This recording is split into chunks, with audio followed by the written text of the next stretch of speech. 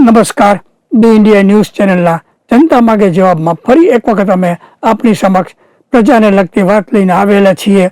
આપ સર્વે જાણો છો કે આ કાર્યક્રમનો હેતુ માત્ર ને માત્ર જનતામાં જાગૃતિ આવે, સરકારની જે કમી હોય એને ઉજાગર થાય અને સરકાર એ સતત પ્રજાના હિતમાં એને સુધારવાના પ્રયત્ન કરે. એ સિવાય અમારો કોઈ હેતુ આમાં એની પાછળનો હોતો નથી. અમે કોઈ ધર્મ, જ્ઞાતિ એના ભેદભાવ વગર અમારે કોઈ રાજકીય પક્ષો સાથે પ્રત્યક્ષ કે પરોક્ષ સંબંધ નથી અમારે કે નથી ચેનલને.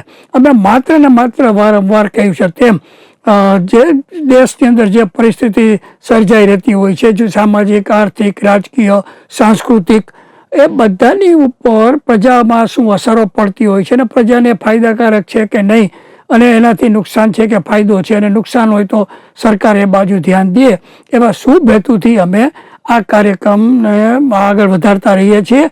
અને અમને બહુ જ લોકોનો પ્રતિભાવ આવતો હોય છે અને અમે વારંવાર કહેવું છે એમ કે અમારે કોઈ ન સરકાર સાથે, ન અધિકારીઓ સાથે, ન રાજકીય નેતાઓ સાથે કોઈ પૂર્વગ્રહ નથી કે કોઈ અમને ગમા નથી. અમે માત્ર ને માત્ર પ્રજા હિતમાં અને પ્રજા જાગૃત થાય, દંભ ચાલતું હોય, ખોટી પ્રણાલિકાઓ ચાલતી હોય, ખોટી પરંપરાઓ ચાલતી હોય, સામાજિક સંવેદના જળવાય, એવા હેતુથી અમે આ જનતા માગે જવાબ કાર્યક્રમ ચલાવતા હોય છે. એટલે પ્રજાએ એ બાબતની ખાસ નોંધ લેવી કે આમાં અમે માત્ર પ્રજાના હિતની વાત જ કરીએ છીએ. પછી કોઈને ગમે ન ગમે સ્વાભાવિક છે કે સરકારને ન પણ ગમે, અધિકારીનો પણ ન ગમે, પણ એ એમનો વિષય છે. અમારો વિષય માત્ર ને માત્ર પ્રજાની વાત સરકાર સુધી પહોંચાડવી અને પ્રજાને ફાયદો થાય એવી વાતને આગળ વધારવી.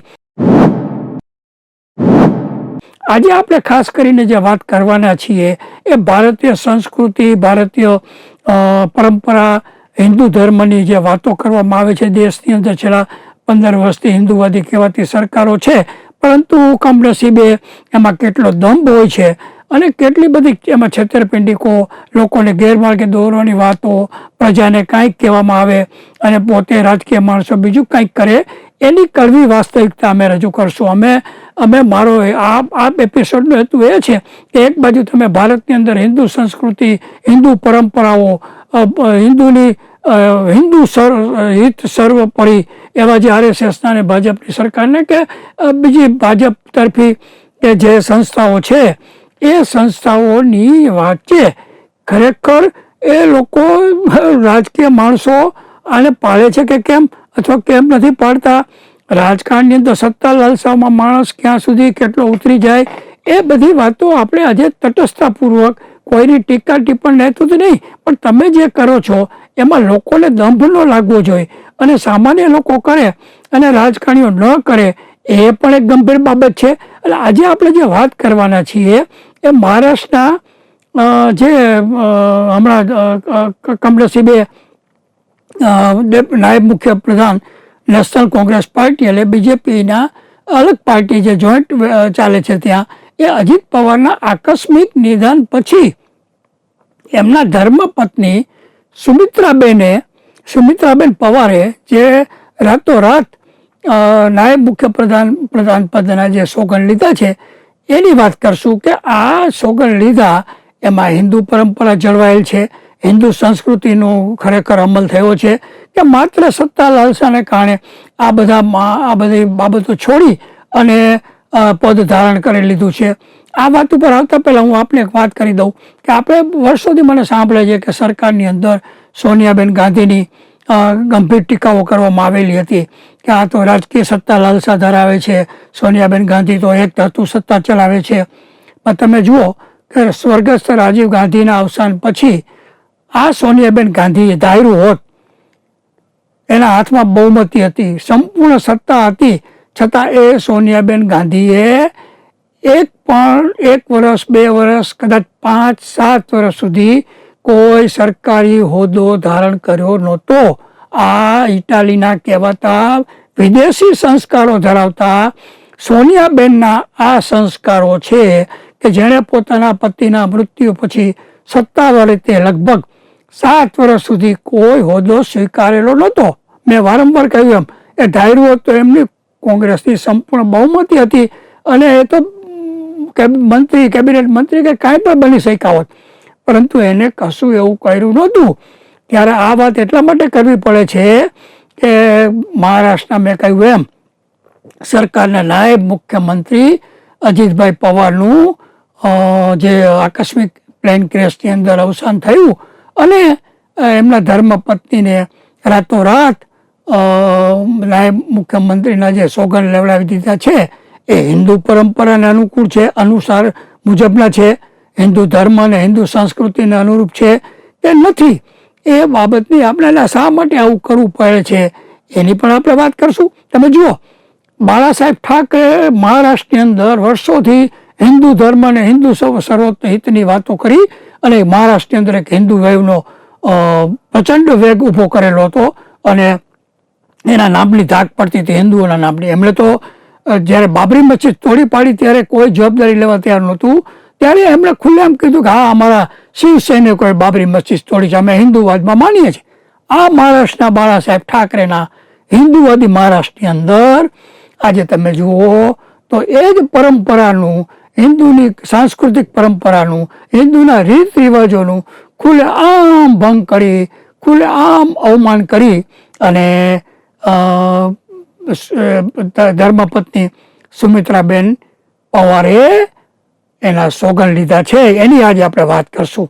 ભારતમાં છેલ્લા લગભગ 25 વર્ષથી હિન્દુ ધર્મના મૂળભૂત સિદ્ધાંતો, સંસ્કૃતિ અને પરંપરા તોડવાની પ્રથા શરૂ થઈ ગઈ એમ તેમ જણાય છે. સામાન્ય નાગરિકો તો હજુ પણ હિન્દુ ધર્મ અને સંસ્કારો, પરંપરા, સંસ્કૃતિ જાળવા સતત પ્રયત્નશીલ હોય છે, પરંતુ રાજકારણમાં અને રાજકારણીઓમાં હિન્દુ ધર્મની સંસ્કૃતિ, પ્રણાલી, પરંપરાને ભૂલી જવાની કુટેવ શરૂ થઈ ગયેલી છે. નાસ્તિક હોવું અને આસ્તિક હોવું તે અંગત બાબત છે. કોઈ ધર્મમાં માનવું ન માનવું એની બાબત છે.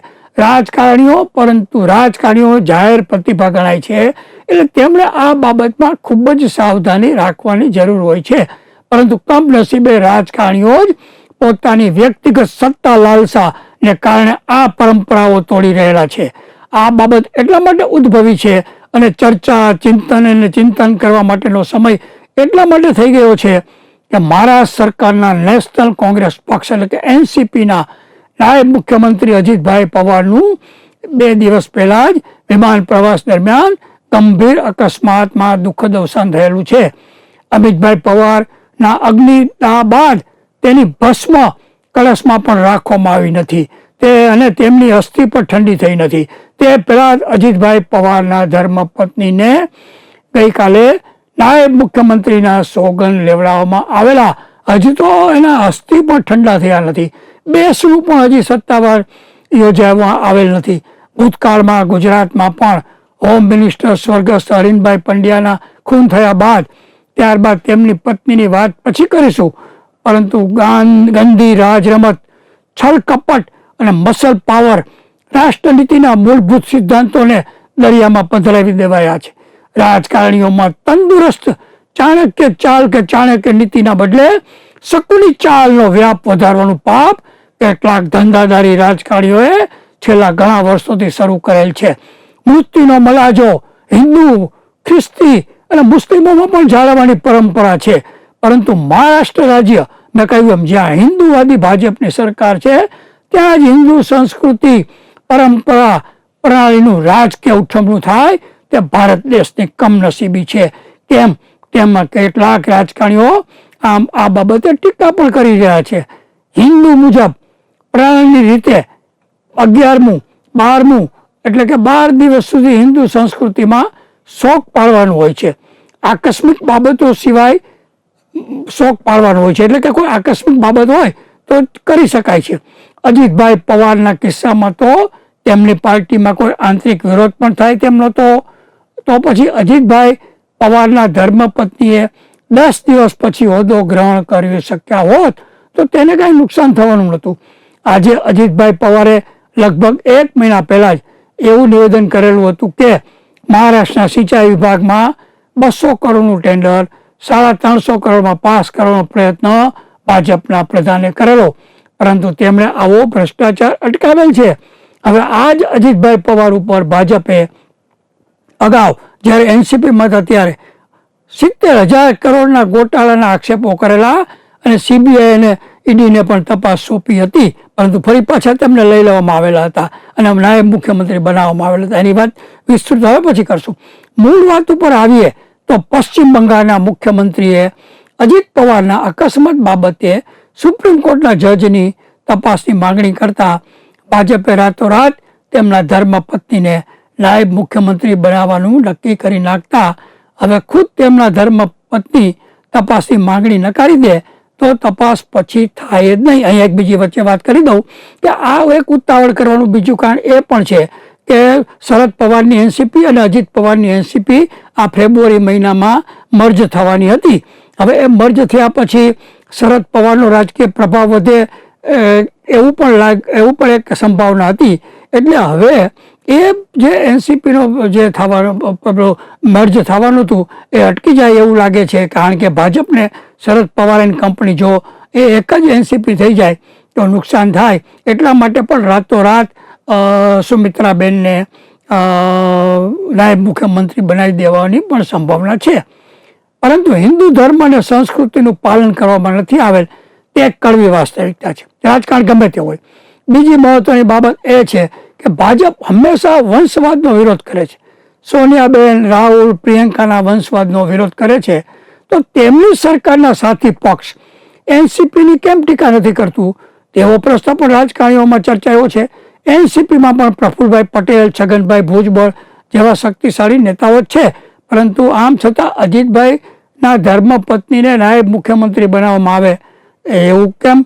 એ પણ વંશવાદ છે, પરંતુ અંગત રીતે એમાં કશું ખોટું નથી. પરંતુ પતિના અવસાનની રાખ પણ ઠંડી થઈ નથી, અસ્થિ પણ હજુ લાવવામાં આવેલા નથી, 12મા સુધીની ધાર્મિક વિધિ પણ નથી થઈ અને અપમૃત્યુના 24 કલાક બાદ નાયબ મુખ્યમંત્રીનો હોદ્દો ધારણ કરવો તે હિન્દુ ધર્મ અને ભારતીય સંસ્કૃતિના પતન સમાન છે તેમ ઘણા બધા લોકો કહી રહ્યા છે.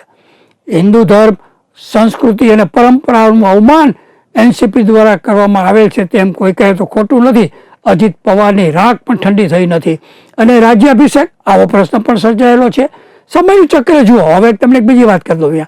સમયનું ચક્ર ક્યારેક કેવી રીતે ફરે છે તે કોઈ જાણી શકતું નથી. તેનું ઉત્તમ ઉદાહરણ અજીતભાઈ પવારે તેમના મૃત્યુ પહેલા જે નિવેદનો કરેલા થોડા સમય પહેલા તે છે. નેશનલ કોંગ્રેસ પક્ષના નેતા શરદ પવારનો છે તેને ભંગાર પાડવાની કાર્યવાહી તેમના સગા ભત્રીજા એવા અજીતભાઈ પવારે સત્તા માટે ભૂતકાળમાં કરેલી. હવે ડેસ્ટિની જુઓ, એટલે કે વિધિની વક્રતા જુઓ. અજીતભાઈ પવારે જાહેરમાં એમ કહેલું કે કાકા શરદ પવારની ઉંમર થઈ ગઈ છે, તેથી તેમને નિવૃત્ત થઈ રાજકીય સંન્યાસ લઈ લેવો જોઈએ. હવે શરદ પવારની સુપુત્રી સામે લોકસભાની ચૂંટણીમાં અજીત પવારે તેમના ધર્મપત્ની સુમિત્રાબેનને પણ ઊભા રાખવામાં આવેલા. અલબત્ત તેઓ સુમિત્રાબેન હારી ગયેલા અને હવે વગર ચૂંટણીએ નાયબ મુખ્યમંત્રી બની ગયા છે, અલગ વાત છે. પરંતુ વિધિની વક્રતા જોવા જેવી છે. શરદ પવારની ઉંમર થઈ ગઈ છે અને નિવૃત્ત થઈ જવું જોઈએ તેવું કહેનારા નાની ઉંમરના અજીત પવારને જ દુનિયામાંથી વિદાય લેવી પડી છે. એટલે હંમેશા બોલવામાં ધ્યાન રાખવું જોઈએ. કાકા શરદ પવારને મોટી ઉંમરમાંથી નિવૃત્ત થવાનું કહેનાર અજીતભાઈ પવારની જ દુનિયામાંથી નિવૃત્તિ થઈ ગઈ. ભારત પરંપરામાં ગાર્ગી, મૈત્રી, અહલ્યાબાઈ, હોલકર, સાવિત્રી, ઝાંસીની રાણી લક્ષ્મીબાઈને લોકો આજે પણ યાદ કરે છે, કારણ કે તેમણે પતિની રાખ ઠંડી પડ્યા પહેલા સત્તા હાંસલ કરવાની લાલસા નહોતી રાખી. હિન્દુ હિત સુપ્રીમની વાતો કરનારા રાજકીય પક્ષ ભાજપ અને તેના ભક્તો તેના સરકારી સંતો જેવા સરકારી સંત ગણાવતા મોરારી બાપુ, રમેશ ઓઝા, બીજા કેટલાક કથાકારો, ડાયરાના કાર્યક્રમો કરતા કેટલાક લેખકો, સરકારીને ચમચાગીરી કરતા કેટલાક કોલમિસ્ટો, આ બધા ભજન ગાતા કેટલાક ડાયરા કલાકારો પણ આ પ્રસંગે મૌન દર્શાવે છે. તે દર્શાવે છે કે સત્તા લાલસા કેટલી બધી વધી ગઈ છે. અહીં એક સરસ ઉદાહરણ આપવા જેવું છે. આ ઉદાહરણ ખાસ ધ્યાનમાં લેવા જેવું છે.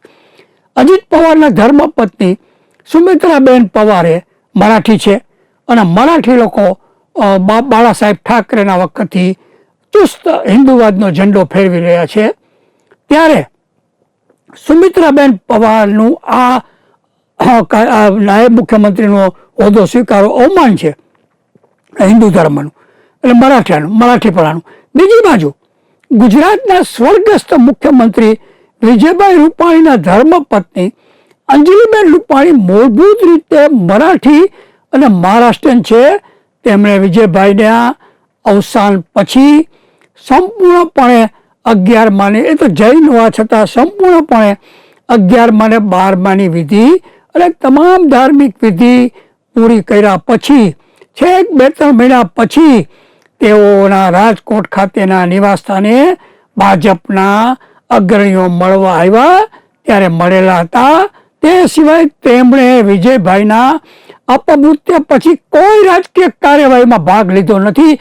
તે દર્શાવે છે કે અંજલિબેન સાચા અર્થમાં હિન્દુ સંસ્કૃતિ અને પરંપરામાં માને છે. અહીંયા એક વચ્ચે વાત કરી દઉં કે વિજયભાઈ રૂપાણી જૈન છે અને અંજલિબેન રૂપાણી જે મૂળભૂત રીતે મહારાષ્ટ્રીયન છે, અને એ બંને જ્યારે વિદ્યાર્થી પરિષદમાં, હું એનો સાક્ષી છું કે વિદ્યાર્થી પરિષદમાં સક્રિય હતા, ત્યારે અમદાવાદના શ્રીલેખા ભવનમાં તેઓ મળતા હતા અને વિદ્યાર્થી પરિષદમાં એ લોકોએ સાથે કામ કર્યું અને પ્રેમમાં પડ્યા. પછી બંનેને RSS બીજા લોકોએ લગ્ન કરવાની મંજૂરી આપેલી.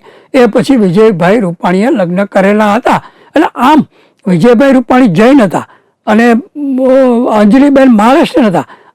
આમ છતાં તમે જુઓ કે એ વિજયભાઈ રૂપાણીનું ધાર્યું હતું. અંજલિબેને પણ વિજયભાઈ રૂપાણીના મૃત્યુ પછી તરત જ એની સહાનુભૂતિનો લાભ લઈ ભાજપ પાસે રાજ્યસભાની ટિકિટ કે બીજું કંઈક બોર્ડ કોર્પોરેશનનો ચેરમેનનો હોદ્દો માંગ્યો હોત તો ભાજપ કદાચ આપી દેત.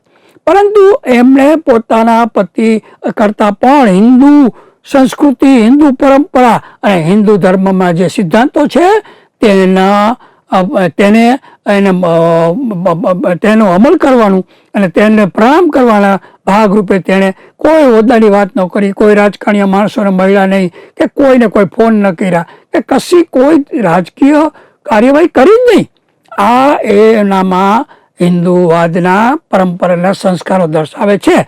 પરંતુ મેં કહ્યું એમ સત્તા લાલસાને કારણે જે RSS વાળાએ પણ આ બાબતનો કોઈ વિરોધ નથી કર્યો. છેલ્લા લગભગ 25 વર્ષ દરમિયાન ભારતમાં રાજનીતિ અને રાષ્ટ્રનીતિની વાતો કરનારા હિન્દુવાદી પોતાને ગણાવતા RSS અને ભાજપના કેટલાક અગ્રણીઓએ માત્ર ને માત્ર સત્તા જાળવી રાખવા માટે જાહેર જીવનના તમામ મૂળભૂત સિદ્ધાંતો અને નૈતિક મૂલ્યોનું બાષ્પીભવન કર્યું છે. આ દેખાય છે આના ઉપરથી. એટલું જ નહીં, હિન્દુ ધર્મ, સંસ્કૃતિ અને પરંપરાઓને વરેલી છે અને નજરઅંદાજ કરેલી છે.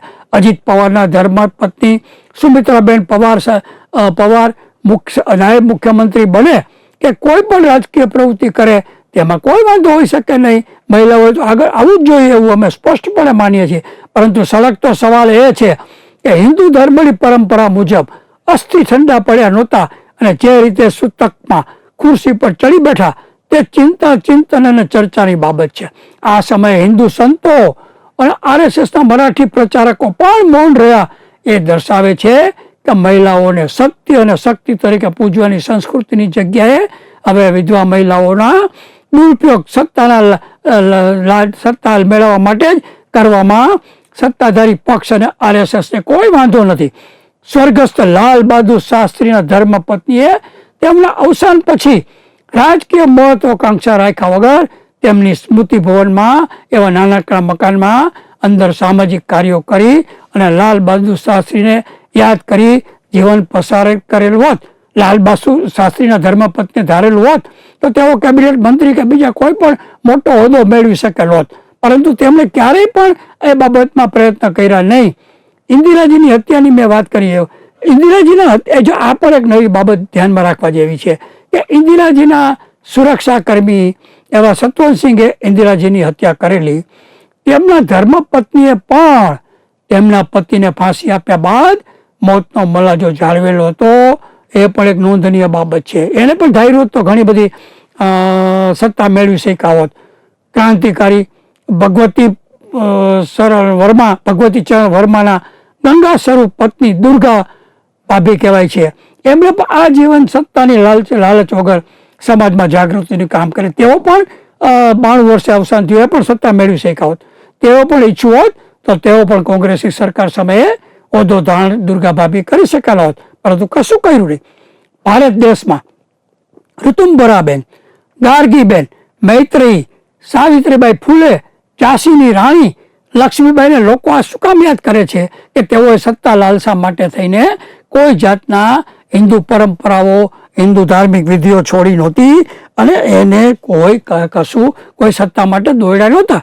હું એમ કહું છું કે સમય પ્રમાણે પરિવર્તન જરૂરી છે. સમાજમાં, નીતિ નિયમોમાં, પરંપરાઓમાં પરિવર્તન આવે. એક સમયે મને યાદ છે કે આપણે સર્વે જાણીએ છીએ ઇતિહાસ કે એક જમાનામાં સેંકડો વર્ષ પહેલાં પતિની પાછળ પત્નીઓ ચિત્તામાં સળગી મળતી હતી અથવા કૂવા પૂરતી હતી. એને સતી પ્રથા કહેવામાં આવતી હતી. આ સતી પ્રથા જરા પણ સારી નથી. અને એ સમયના આ બધા આપણા હિન્દુના રાજકીય સામાજિક કાર્યકરોએ સતી પ્રથાનો ઉગ્ર વિરોધ કરી અને એ સતી પ્રથા નાબૂદ કરી. એ પરિવર્તન મુજબ જરૂરી છે, પણ પરિવર્તન એવું પણ ન હોવું જોઈએ કે આજે મારા પતિ ગુજરી જાય કે મારી પત્ની ગુજરી જાય તો બીજે દિવસે હું સત્તા લાલસા માટે થઈને રંગે ચંગે સરકારી હોદ્દો ધારણ કરવા જાઉં. એવી કોઈ જરૂરિયાત હોતી નથી. ને આ સુમિત્રાબેન પવારના કિસ્સામાં તો મેં કહ્યું એમ કે 10 દિવસ પછી એણે નાયબ મુખ્યમંત્રીના સોગંદ લીધા હોત તો એમની પાર્ટીમાં તો એનો કોઈ વિરોધ નહોતો કે એને એવું કોઈ આમાં હતું નહીં. હા, વડાપ્રધાનનું પદ હોય તો એ બંધારણીય રીતે ખાલી રાખી ન શકાય, એટલે એમાં કોઈને ને કોઈને બેસાડવા પડતા હોય છે. એની સરખામણી એટલા માટે ન કરી શકાય કે નાયબ મુખ્યમંત્રીનો હોદ્દો તો ખરેખર કોઈ રાજ્યમાં કાયદેસરનો છે જ નહીં. એટલે એના સોગંદ લેવામાં 10 દિવસ મોડા લો તો એમાં કોઈ બંધારણીય મુદ્દો ઊભો નહોતો થતો. પણ આ વસ્તુ સત્તા લાલસા કેટલી છે એ દર્શાવે છે. મેં કહ્યું એમ કે ભાઈ આ દેશની અંદર હું તો કહું છું સ્ત્રીઓ આઝાદ હોવી જોઈએ, સ્ત્રીઓને ખૂબ જ પ્રગતિ કરવી જોઈએ અને એમાં કંઈ ખોટું નથી. આપણે જેમ જેમ સમાજમાં વિચારોમાં પરિવર્તન આવતું હોય, સામાજિક રીત રિવાજો બદલાતા હોય, હું આજે પણ કહું છું કે અમેરિકા, યુરોપ જેવા વિકસિત દેશોની સ્ત્રીઓ જેટલી સ્વતંત્ર છે એટલી ભારતમાં નથી. એ કેમ નથી? સાચી સ્વતંત્રતા શું છે? આપણે એ સ્વતંત્ર ભારતમાં ક્યારે આવશે? એ કેમ કે અહીં તો હજી તમે આ જો હવે અજીત પવારની વાત કાઢીએ છીએ તો અહીંયા પટેલ સમાજ કે બીજા બધા સમાજો અમારી દીકરી અમને પૂછીને પ્રેમ લગ્ન કરે એવી 18મી સદીની રૂઢિચુસ્તતાની વાતો જે આ દેશમાં થાય તો ક્યાં સ્ત્રી સ્વતંત્રની વાત રહી? આ બધા વિષયો, આ બધા મુદ્દાઓ ઉપર પણ એક બે એપિસોડ બની શકે એમ છે કે આપણે ખરેખર સ્ત્રીઓને સ્વતંત્ર કરવા દેતા જ નથી. સુમિત્રાબેન પવાર પણ આનું ઉદાહરણ છે. એને બિચારાની ઈચ્છા હશે કે નહીં, પણ રાજકીય હેતુથી ભાજપ વળાવે એને રાતોરાત સોગંદ લેવડાવી દીધા. એમાં ભાજપનું શું રાજકીય ગણિત હશે એ તો હવે બહાર આવશે. પણ મેં કહ્યું એમ કે સુમિત્રાબેનનો ઉપયોગ આ રીતે થઈ ગયો જે સામાજિક રીતે સ્વીકાર્ય હોઈ શકે નહીં. જો તમે હિન્દુમાં માનતા હો, હિન્દુ પરંપરામાં માનતા હો, સંસ્કૃતિમાં માનતા હો, તમે એના રીત રિવાજમાં માનતા હો તો ના માનતા હો તો કોઈ વાંધો નથી. પણ માનો કે તમે આ કોઈમાં નથી માનતા તો મારો પતિ ગુજરી ગયો, એનું દુઃખ હૃદયમાં હોય, આકસ્મિક ગુજરી ગયા છે, એની વેદના હોય, એ વેદનાની વચ્ચે તમે રંગે ચંગે નાયબ મુખ્યમંત્રીના હોદ્દા પર ચડી બેસો, એમાં કોઈને પચે એવું નથી. એ ચોક્કસ ચિંતન અને ચિંતનની બાબત છે. આજે આપણે આટલું કહી વિરમશું. હવે પછીના એપિસોડમાં નવી વાત લઈને આવશું. નમસ્કાર, જય હિન્દ, ગરવી ગુજરાત.